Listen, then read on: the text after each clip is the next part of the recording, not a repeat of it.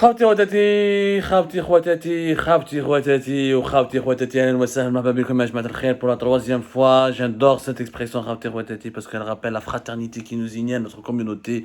C'est pour moi une symbiose avec nos lectrices et nos lecteurs qui nous suivent, qui nous encouragent. Grâce à vous nous existons, grâce à vous nous sommes en train d'évoluer de jour en jour. Merci beaucoup pour votre soutien, pour vos critiques aussi, pour vos suggestions. نحكيلكم اليوم sans trop s'attarder sur un chiffre. Je vais vous donner un chiffre. Savez-vous يا جماعة باللي en 2023 nous allons consacrer en termes d'argent public l'équivalent de 170 millions de dollars à des institutions où les Algériennes et les Algériens ne les connaissent pas, où elles existent, elles sont connues mais qui ne servent à rien, où elles ont un impact très minime sur le quotidien de la population algérienne, et d'autres institutions étatiques et publiques qui ont un rôle important et majeur, et ben c'est qu'il y a quelques clopinettes, il y a des budgets de fonctionnement dérisoires. Ce qui traduit d'ailleurs le grand sens de priorité des dirigeants algériens. Attendez comme un exemple, 23,7 milliards de dinars. C'est exactement l'équivalent de 170 millions de dollars. Sera consacré par l'État algérien en 2023 pour financer ce qu'on appelle les organismes et les institutions publiques. Je connais les organismes et les institutions publiques. C'est l'ensemble des organisations, c'est l'ensemble des institutions et des organismes publics qui jouent un rôle important dans plusieurs secteurs importants du pays. Nous un exemple, par exemple, la Cour constitutionnelle.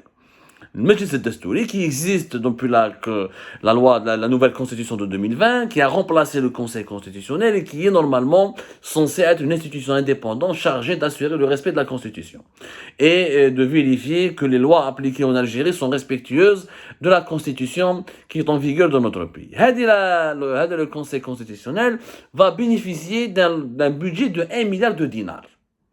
Alors déjà le Conseil constitutionnel. Le Conseil constitutionnel, il ne sert à rien en Algérie. Puis maintenant, est-ce que le Conseil constitutionnel ou la Cour constitutionnelle a empêché les dérives politiques de notre pays? Combien de lois de la Constitution et d'articles de la Constitution algérienne sont violés systématiquement et arbitrairement par les dérives autoritaires du régime algérien? Qu'est-ce qu'il a fait ou qu'est-ce qu'elle a fait la Cour constitutionnelle? Absolument rien. Je vous le Conseil de la Nation, Majlis al-Umma, le Sénat, qui ne sert pratiquement à rien, fait 144 membres, dont le tiers est nommé par le président de la République. 48 sénateurs sont nommés par le président de la République. Le Conseil de la Nation, il a fait quoi pour bloquer les lois qui ne sont pas favorables ou qui ne sont pas pour l'intérêt général du pays? Il a fait quoi pour protéger les libertés des Algériens et des Algériens, leur dignité? Il a fait quoi pour protéger l'ordre des droits civiques en Algérie? Qu'est-ce qu'il a fait? Qu'est-ce qu'il a fait pour propulser le développement du pays? Qu'est-ce qu'il a fait pour apporter les changements nécessaires pour avoir une bonne gouvernance au pays? Absolument rien. Et pourtant, en 2023, il va avoir un budget de 4,1 milliards de dinars, qui est l'équivalent de 30 millions de dollars. Pour les 130 millions de dollars pour 144 sénateurs. عيش يا الزوالي en Algérie مسكين ما عندوش يشري بطاطا ما عندوش يشري دجاج, il n'a pas de quoi acheter des viandes, ni du sucre, ni de l'huile, mais les 144 sénateurs, on leur donne un budget de fonctionnement de 30 millions de dollars. À quoi ça sert cet argent? Un retour sans aucun retour sur investissement. Puisque les sénateurs en Algérie ne font même pas leur boulot de contrôler des lois, de faire des lois pour les contrôler de manière intelligente, ni ils arrivent à changer les lois pour qu'elles correspondent aux préoccupations, aux besoins de la population. Alors je vous la PN, le Parlement algérien, le Parlement algérien, qui n'ont jamais, à quelques exceptions près, qui vraiment se comptent sur les doigts d'une main, ils n'ont jamais bloqué un projet de loi qui est contre les intérêts des Algériens et des Algériens, ou là, qui ne répond pas à leurs préoccupations. La PN en 2023 va bénéficier d'un budget plutôt de 8 milliards de dinars, c'est-à-dire 58 millions de dollars. 58 millions de dollars pour 407 députés. Ça nous coûte cher quand même les députés. 58 millions de dollars pour 407 députés. Il y a d'autres priorités. Quand le Parlement algérien sert à quelque chose, où il représente la volonté populaire, où il représente la légitimité populaire, il est vraiment le porte-voix du peuple, il mériterait 2 fois ce budget, mais mais ce n'est pas le cas malheureusement, ce n'est pas le cas. Qu'il y a certains organismes que personne ne connaît. Je connais en Algérie le Conseil des droits de l'homme. بيناتنا l'Algérie لازم لها كونسي دي دروا د لوم الناس راهي تدخل الحباس على جال ان كومونتير sur Facebook على جال une vidéo على جال je ne sais pas quoi une seule remarque et l'Algérie se dote d'un conseil des droits de l'homme. Il faut être vraiment, c'est du foutage de gueule, c'est l'existence de cet organisme, de cette institution est en soi une insulte à l'intelligence des Algériennes et des Algériens. Oui, non, on a un conseil des droits de l'homme qui va être financé en 2023 avec un budget de 2337 millions de dinars. Plutôt 237 millions de dinars. 237 millions de dinars pour le Conseil des droits de l'homme qui ne fait absolument rien pour protéger les droits de l'homme alors que nos prisons sont remplies de prisonniers politiques et nos commissariats et nos brigades de la gendarmerie sont remplis d'activistes et de militants sincères qui sont arrêtés, réprimés, bastonnés, etc. Mais allez, neige. Donc, je vous le Conseil supérieur de la jeunesse qui a été créé récemment, le 27 octobre 2021, et qui a comme mission, il a 34 membres, dont 223 qui sont élus, et 34 qui représentent des organisations et des associations de jeunesse, où le rôle de le Conseil supérieur de la jeunesse est de protéger les droits des jeunes en Algérie, de promouvoir les droits des jeunes en Algérie et améliorer leur représentativité politique. Je connais bien le Conseil supérieur de la jeunesse. ديروا ميكرو تروطوار روحوا للطريق روحوا سقسوا في الجي في اورون في قسطنطين في عنابه في سطيف في واتسوب في بزكره في مغنيه في تلمسان demandez aux Algériennes et aux Algériens est-ce qu'ils connaissent le Conseil supérieur de la jeunesse et il sert à quoi et quel était depuis le décret qui institue son fonctionnement le décret 27 octobre 2021 qu'est-ce qu'il a apporté aux jeunes Algériens. الحرقة elle a augmenté, le chômage a augmenté, la misère a augmenté, le désespoir a augmenté, les violences sociales et les fléaux sociaux ont augmenté, la pauvreté a augmenté. Les jeunes Algériens n'ont jamais autant souffert durant ces 30 dernières années, depuis la fin de la décennie noire, ils n'ont jamais autant souffert. Et pourtant, il va avoir un budget de 150 millions de dinars, qui vont servir à quoi? La hayata liman tunadi.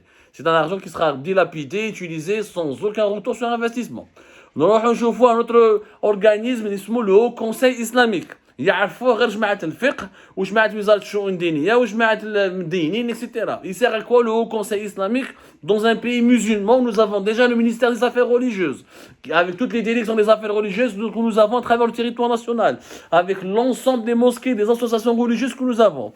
Le Haut Conseil islamique c'est le seul son objectif est la promotion des prescriptions religieuses islamiques. On va promouvoir avec l'argent public des prescriptions islamiques dans une société, dans un pays où 95% de la population, pour ne pas dire 99% de la population est déjà musulmane. Et promouvoir quoi? Tu vas promouvoir l'islam dans un pays musulman. Mais où on va lui donner le Haut Conseil islamique 165 millions de dinars pour promouvoir l'islam dans un pays musulman. Dilapidation de l'argent public, c'est du gaspillage, pour ne pas dire un détournement déguisé. Un autre organisme, en Algérie, l'Observatoire national de la société civile. Il faudrait que la société civile d'abord existe pour qu'il y ait un observatoire. Wallah, la société civile avant qu'il y ait un observatoire. Il n'y a pas d'observatoire, il n'y a pas de société civile tout court. Pour qu'il y ait un observatoire, c'est déjà la société civile écrasée, réprimée, emprisonnée. Beaucoup de ses militants sont en prison. Beaucoup d'associations ont été dissoutes.